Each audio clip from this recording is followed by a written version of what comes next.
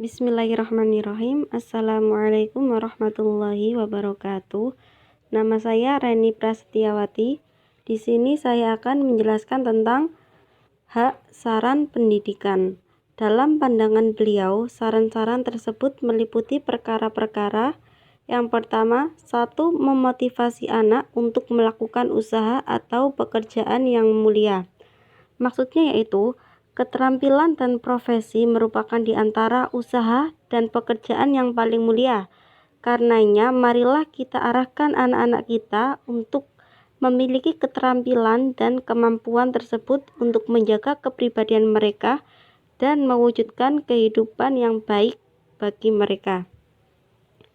Yang kedua yaitu, perhatikan kesiapan anak secara fitrahnya.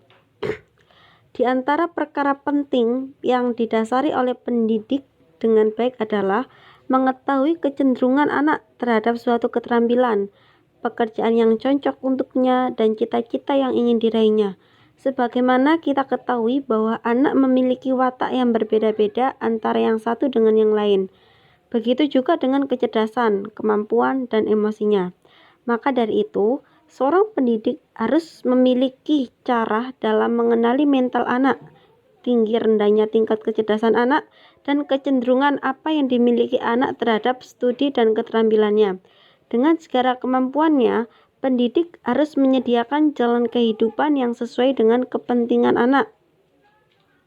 Kemudian, berikan kesempatan untuk bermain dan bersantai.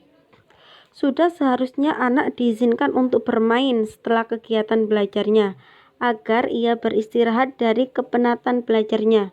Jika anak dilarang untuk bermain dan dipaksa terus untuk belajar, maka itu bisa mematikan hatinya, menghapus kecerdasannya, sampai anak mencari jalan untuk bisa terlepas dari kegiatan belajarnya tersebut. Kemudian yang keempat yaitu, adakan kerjasama antara rumah, masjid, dan sekolah. Di antara faktor efektif dalam pembentukan kepribadian intelektual anak, rohani, dan fisiknya adalah mengadakan kerjasama yang baik antara rumah, sekolah, dan masjid. Sehingga yang kita ketahui bahwa rumah memiliki peranan tanggung jawab nomor satu dalam mendidik anak dari segi fisiknya. Fungsi utama sekolah adalah mendidik intelektualitas anak. Sebab ilmu pengetahuan memiliki pengaruh yang besar dalam pembentukan kepribadian dan mengangkat derajat kemuliaan. Karenanya, ilmu memiliki keutamaan yang besar dan pandangan Islam. Kerjasama antara rumah, masjid, dan sekolah tidak akan bisa maksimal jika belum memenuhi dua syarat asas. Kemudian, selanjutnya yaitu kuatkan hubungan antara pendidikan dan anak. Di antara kaidah pendidikan yang disepakati oleh sosiolog, psikolog, dan ahli pendidikan adalah menguatkan hubungan antara pendidik dan anak. Untuk menyempurnakan interaksi pendidikan dengan sebaik-baiknya, selain menyempurnakan pendidikan intelektual, moral, dan akhlak anak, hal ini disebabkan jika terjadi keretakan hubungan atau adanya jarak antara anak dan pendidik, maka tidak mungkin terjadi pengajaran dan proses pendidikan. Oleh karena itu, orang tua atau pendidik harus mencari sarana positif agar anak mencintai mereka.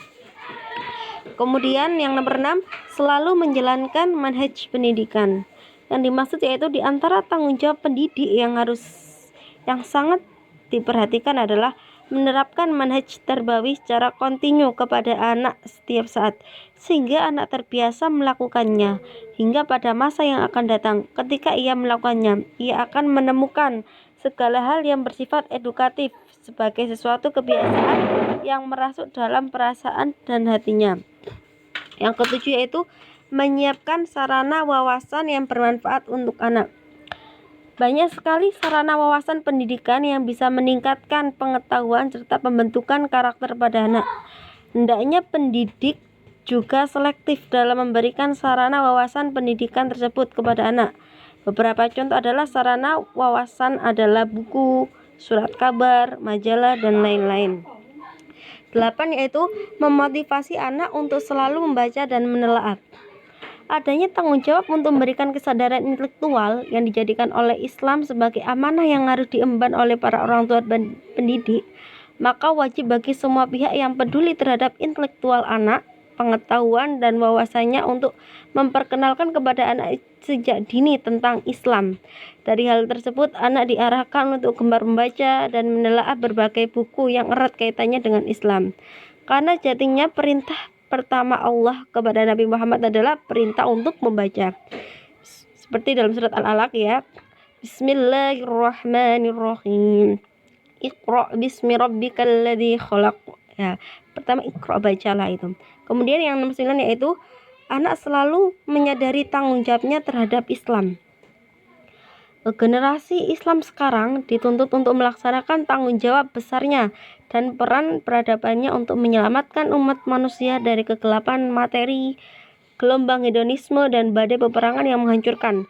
Untuk itu, anak diarahkan untuk menyadari tanggung jawab dan kewajibannya sebagai seorang muslim, sebagai upaya membangkitkan umat Islam dan menjauhkannya dari degradasi moral. Dan yang terakhir yaitu memperdalam semangat jihad anak. Menanamkan semangat jihad pada diri anak adalah kewajiban yang harus dilakukan oleh pendidik. Selain itu juga menumbuhkan tekad yang kuat, kesabaran dalam pikiran dan hatinya. Analisis relevansi pemikiran pendidikan Abdullah Nasih Ulwan di era global. Salah satu pemikiran Abdullah yang bisa kita ambil dalam dunia pendidikan pada era sekarang ini adalah metode mendidik anak melalui keteladanan. Menurut Profesor Marakustam, setiap orang butuh keteladanan dari lingkungan sekitarnya. Manusia lebih banyak belajar dan mencontoh dari apa yang dia lihat dan alami. Seperti kita lihat ketika seorang guru memberikan teladan kepada siswanya, maka siswa itu akan mengikuti gurunya. Berbeda dengan hanya sekedar guru berkata kepada anak-anak. Ketika guru sudah bertindak, maka itu lebih menancap kepada pikiran anak-anak dan anak-anak bisa mengikuti apa yang dilakukan oleh gurunya. Kemudian kesimpulannya yaitu konsep pendidikan anak yang digagas oleh Abdullah Nasih Ulwan adalah untuk membina mental anak, melahirkan generasi Islam yang dapat meneruskan perjuangan Islam sesuai prinsip-prinsip pendidikan Islam, membina umat dan budaya yang dapat menjaga nilai moral Islam dengan berpedoman pada Al-Quran dan hadis. Menurut beliau adalah metode pendidikan anak yang paling berpengaruh yaitu pendidikan dengan keteladanan, pendidikan dengan adat kebiasaan, pendidikan dengan nasihat, pendidikan dengan perhatian atau pengawasan, pendidikan dengan hukuman. Pemikiran Abdul Nasih Ulwan ini sangat relevan untuk menghadapi era global seperti sekarang ini.